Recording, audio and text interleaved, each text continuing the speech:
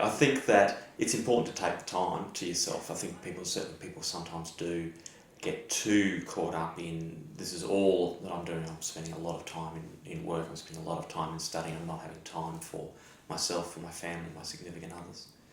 So I think it is important to balance that out. The exam is not the be all and end all. You don't fail in general practice because you have to do the exam more than once. So I guess firstly making sure that you try to minimise the amount of money you're spending on it. Sure, make sure you're well prepared for the exam. But if you need to do it again, that's okay.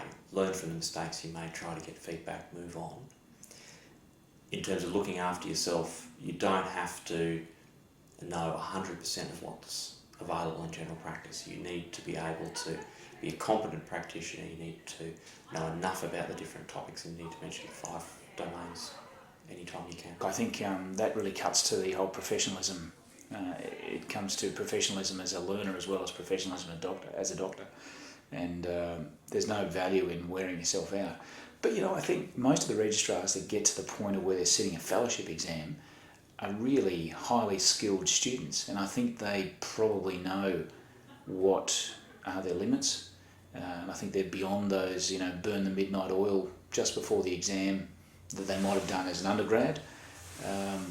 But I think the new complications that come in with respect to self-care is around how you fit family into it, how you fit work into it.